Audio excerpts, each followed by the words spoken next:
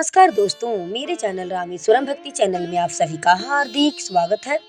दोस्तों, इस वर्ष 2024 में नाग पंचमी का पर्व कब है, किस दिन को है, किस तारीख को है, आइए इस वीडियो में हम नाग पंचमी से संबंधित पूजा पाठ विधि नियम कार्य उपाय और सर्पकाल दोष के क्या उपाय हैं, इन तमाम तरह की जानकारियों को महत्वपूर्ण जानकारियों को हम इस वीडियो में पाते हैं। तो दोस्तों, वीडियो में आप लोग मेरे लास्ट तक जरूर बने रहिएगा। अगर वीडियो पसंद आएगी तो आप चैनल को मेरे पक्का सब्सक्राइब कर दीजिएगा, वीडियो को लाइक कर दीजिएगा और कमेंट्स भी कीजिएगा। तो दोस्तों, चलिए अब हम शुरू करते हैं कि सावन में किस दिन होगी नाग देवता की पूजा। दोस्तों, कई वर्षों के बाद बना है नाग पंचमी पर शुभ योग। इस संदर्भ में सावन शुक्ल पक्ष पंचमी तिथि शुक्रवार को पड़ रहा है। ऐसे में शुक्रवार को नाग पंचमी पड़ने पर भगवान विष्णु बहुत प्रसन्न होते हैं और इस शुभ घड़ी में, शुभ समय में आप यानी किसी भी इच्छा को, किसी भी कामना को भगवान विष्णु के समक्ष कहेंगे तो वह आपकी हर एक इच्छा बड़ी ही जल्दी पूरी करेंगे। तो शिव को प्रसन्न करने के लिए और भगवान विष्णु को प्रसन्न करने के लिए अर्थात नाग देवता को प्रसन्न करने के लिए करें नाग पंचमी पर आप इस शुभ महा उपाय को। चलिए जानते हैं और सुनते हैं। दोस्तों, हिंदू पंचांग के अनुसार श्रावण मास के शुक्ल पक्ष की पंचमी तिथि को नाग पंचमी के पर्व नाग पंचमी के त्योहार को मनाया जाता है। दोस्तों, इस वर्ष नाग पंचमी का पूजा का शुभ समय रहेगा, क्या समय रहेगा, ये इस बात को हम लोग जानते हैं। नाग पंचमी इस वर्ष 2024 में पूजा का शुभ समय है। 9 अगस्त की सुबह शुक्रवार को 5 बजे से लेकर के 8 बजे तक पूजा करने का शुभ समय है। इस दिन पूजा करना बेहद शुभ रहेगा। इस समय में इस दिन पूजा करने के लिए कुल 3 घंटे का समय रहेगा। इस दिन सावन शुक्रवार भी है, क्योंकि शुक्रवार दिन धन की देवी माता लक्ष्मी को समर्पित है। ऐसा शुभ अवसर आपको शायद हमेशा नहीं मिल पाएगा। तो आप लोग इस दिन नाग देवता की बेहद प्रसन्नता पूर्वक पूजा करिएगा, उनकी आराधना करिएगा।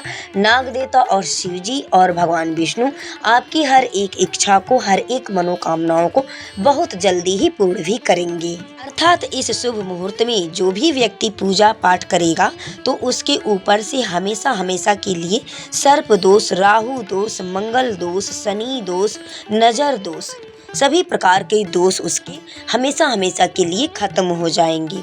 दोस्तों, नाग पंचमी के दिन जो भी व्यक्ति इस उपाय को करेगा उसके घर में खुशियां भर जाएंगी, उसके घर में लक्ष्मी के आने का रास्ता भी खुल जाएगा, लक्ष्मी का आगमन होने लगेगा। शुक्रवार के दिन नाग पंचमी पड़ने पर बेहद शुभ संयोग माना जाता है, क्योंकि सावन शुक्रवार का दिन है और माता धन की लक्ष्मी का भी दिन है।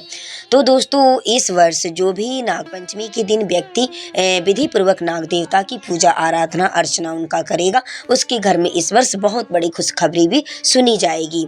उसके घर में अगर कोई व्यक्ति सरकारी नौकरी की तैयारी में लगातार मेहनत कर रहा होगा तो उसके घर में नौकरी का भी आगमन होगा। अर्थात यह शुभ समाचार उनके घर में इस वर्ष आएगा। दोस्तों, अगर कोई भी व्यक्ति काल सर्प दोष से ज्यादा पीड़ित है तो हमें क्या करना चाहिए नाग पंचमी के दिन, आइए हम इस बात को जानते हैं। दोस्तों, हमारे हिंदू धर्म में सदियों से नाग देवताओं की पूजा होती चली आ रही है। ऐसा माना जाता है कि इस दिन नाग देवता की पूजा करनी चाहिए, उन्हें दूध से स्नान कराना चाहिए, नाग देवता को कच्चा दूध लावा चढ़ाना चाहिए। यह हमारे हिंदू धर्म की प्राचीन एक परंपरा है। धार्मिक शास्त्रों के अनुसार इस दिन नाग देवता की पूजा करने से अपार धन की प्राप्ति भी होती है और जीवन के सभी कष्ट, सभी संकट हमेशा के लिए दूर हो जाते हैं। अर्थात दोस्तों, नाग पंचमी के दिन नाग देवता की पूजा करने से मन की सभी कामना भी पूरी होती है। इस दिन दोस्तों, अगर किसी भी व्यक्ति को नागों के दर्शन हो जाएं, सर्प के दर्शन हो जाएं, सांप के दर्शन हो जाएं, यह बहुत ही शुभ और मंगलकारी होता है। नाग पंचमी के दिन सांपों के दर्शन करना बहुत ही शुभ और लाभकारी माना जाता है। नाग पंचमी के दिन नाग देवता की पूजा करने से सर्प काटने का भी डर खत्म हो जाता है। पूजा किस प्रकार करनी चाहिए, आइए हम इस बात को विधि पूर्वक से जानते हैं कि किन किन नागों के नाम को स्मरण करके किन किन नाग के नाम से हमें नाग देवता की पूजा नाग पंचमी के दिन हमें करनी चाहिए। वह कौन कौन से ऐसे देव नाग हैं जिनके नामों को हमें याद रखना चाहिए। उनके नाम को उस दिन हमें जप करके उनके नाम का स्मरण करके नाग देवता को दूध और लावा चढ़ाना चाहिए। तो चलिए उनके नाम को हम लोग सुनते हैं और ध्यान से याद भी आप लोग कर लीजिएगा। दोस्तों नाग की नाम है, आप लोग ध्यान से सुनिएगा। अनंत नाग, बासुकी नाग, पद्म नाग, महापद्म नाग, दक्षक नाग, कुलीर नाग, करकट नाग, शंख नाग और कालिया नाग और पिंगल नाग। ये जितने भी नाम हैं नाग के, ये सभी जो है कि देव नाग हैं। ये देवनाग होते हैं और इनके ही नाम से नागपंचमी के दिन पूजा भी करनी चाहिए। इनके नामों की पूजा नागपंचमी के दिन करनी चाहिए। पूजा में हल्दी, रोली, चावल, अक्षत और फूल चढ़ा करके नाग देवता की पूजा करनी चाहिए। कच्चा दूध और लावा उन्हें जरूर अर्पित करना चाहिए। कच्चे गाय के दूध और लावा धान के लावों को, जिसको खील भी बोला जाता है, जो हम लोग दीपावली के दिन लाते हैं, वही खील दूध में डाल करके नाग देवता को चढ़ाना चाहिए और सभी चीज़ों से नाग देवता की पूजा हमें करनी चाहिए। गाय के कच्चे दूध में धान के लावे को, बहुत लोग धान को अपने घर में भी उस दिन भून करके लावा निकाल लेते हैं और उसी को दूध में डाल के नाग देवता की पूजा करते हैं। वह सबसे शुद्ध होता है। इसको कार्य को, जिसके घर में धान हो, वो लोग अपने घर पे भी लावा भून करके रख सकते हैं और उसको दूध में मिला करके नाग देवता को अर्पित करना चाहिए। ऐसा करने से घर में धन धान्य की कमी नहीं रहती है और नाग देवता के आशीर्वाद से घर में नौकरी का भी आगमन प्रबंध बना रहता है। अर्थात दोस्तों, आप सभी लोग इस दिन नाग पंचमी के दिन नाग देवता की इन सभी नामों को स्मरण करते हुए विधिवत पूजन करें। कई जगहों पर तो, कई घरों में तो नाग देवता के चित्र को अपने घर के चौखट पर उरेह कर यानी बना करके लोग पूजन करते हैं। कई जगहों पर गेरू से नाग देवता को बनाया जाता है घर के मुख्य दरवाजे के दोनों साइड में, और कई जगहों पर गोबर से बाहर मुख्य द्वार पर चौखट के दोनों साइड में, मुख्य दरवाजे के दोनों साइड पर नाग देवता के चित्र को उरेहा जाता है यानी बनाया जाता है और उनको दूध लावा चढ़ा करके और सिंदूर से टीका करके फिर उनका पूजन किया जाता है। अर्थात कई लोग जो है कि अपने घर में पूजा स्थान में जो है कि गोबर से या फिर गेरू से नाग देवता के चित्र को बनाते हैं और पूजन करते हैं। तो सबकी अपनी अपनी अलग अलग पूर्वजों की परंपरा होती है। पूर्वजों की परंपरा के अनुसार ही आप किसी भी पूजा पाठ को प्रारंभ करिएगा। अपने घरों में जैसे होता है उस तरीके से आप पूजा पाठ करिएगा, नाग देवता की पूजा करिएगा। मैं उन लोगों से भी कहना चाहूँगी कि जिनके घर में नाग देवता बना करके पूजन होता है, वो लोग अगर कहीं बाहर हैं, कहीं बाहर साइड में हैं और वो लोग नहीं मतलब बना करके कर पा रहे हैं, तो वो लोग शिव मंदिर, शिवालय जा करके और शिव जी का अभिषेक करें दूध से और वहाँ नाग देवता की भी पूजा उन लोगों की हो जाएगी। और ऐसा जब करेंगे तो नाग देवता की पूजा संपूर्ण मानी जाएगी। शिवालय जाकर के कच्चा दूध अर्पित करें नाग देवता को, लावा चढ़ाएं और उन्हें धूप, दीप, नैवेद्य, सिंदूर, हल्दी, पुष्प, इन सभी नैवेद्य चीज़ों को अर्पित करके उनका पूजन करें और अपनी मनोकामनाओं को वहाँ कहें, उनसे जाहिर करें। लेकिन हाँ, एक बात का आप जरूर ख्याल रखें कि जब शिव मंदिर जा रहे हैं आप, तो धूप और दीप जो आप जलाएंगे, दिखाएंगे, वो नाग देवता के बिल्कुल समीप यानी उनकी बिल्कुल पास में नहीं दिखाना है, नहीं रखना है।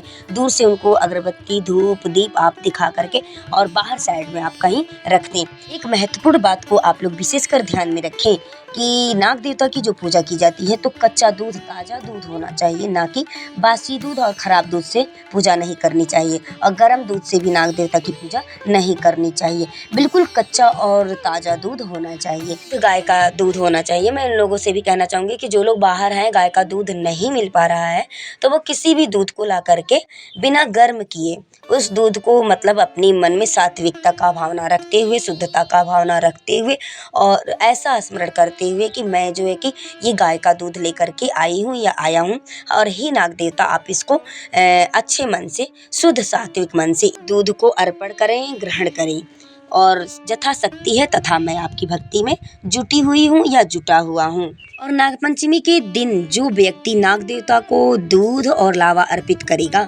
वह व्यक्ति उस दिन दूध स्वयं न पिए तो बेहद अच्छा रहेगा। दूध यानी उस व्यक्ति को स्वयं उस दिन दूध नहीं पीना चाहिए, स्वयं दूध ग्रहण नहीं करना चाहिए। तो हल्दी डाला हुआ भी दूध सावन के महीने में नहीं पीना चाहिए। नागपंचमी के दिन सांपों के दर्शन अगर आपको हो जाते हो तो बेहद शुभ और मंगलकारी माना जाता है। आपके घर में कोई मंगल कार्य होने वाला है, कोई शुभ कार्य होने वाला है, इतना आप लोग जान जाइएगा। तो सांपों के काटने का भय भी दूर हो जाता है सांपों के दर्शन होने से। दोस्तों कई जगहों पर तो नागपंचमी के दिन नागपंचमी के व्रत को भी लोग रखते हैं और ऐसा करने से जिस व्यक्ति के जन्म कुंडली में सर्पकाल दोष का भय रहता है, उस व्यक्ति के जन्म कुंडली से सर्पकाल दोष खत्म हो जाता है और उससे छुटकारा हो जाता है। और जो व्यक्ति नागपंचमी के व्रत को धारण करता है उसको सांप काटने का भय खत्म हो जाता है, उस व्यक्ति को सांप कभी काट नहीं सकता है। इस प्रकार नागपंचमी के व्रत करने का भी विशेष महत्व होता है। इस दिन विशेष उपाय करें। काल सर्प दोष जिनकी जन्म कुंडली में है वो लोग इस उपाय को जरूर करें। जिनकी कुंडली में काल सर्प दोष होता है उनका हर काम बनते बनते बिगड़ जाता है। कोई भी कार्य करने जाएंगे बिल्कुल मतलब आपको ऐसा लगेगा कि बन गया, उसके बाद से तुरंत अचानक वो काम बिगड़ जाता है। तो ये सब होता है सर्प काल दोष होने की वजह से कुंडली में। या फिर संतान की प्राप्ति में बाधाएं आती है और नौकरी नहीं मिल पाती है, नौकरी में बाधाएं आती है, घर में कलह होता है, कलेश होता है।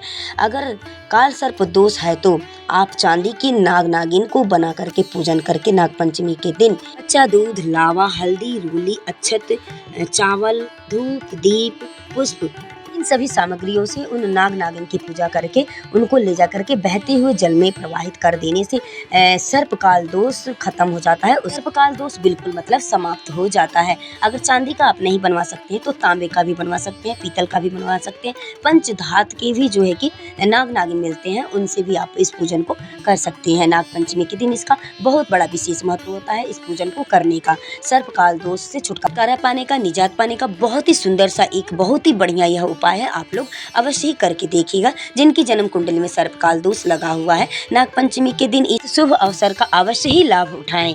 वीडियो में लास्ट तक बने रहने के लिए आप सभी को मेरी तरफ से बहुत बहुत धन्यवाद।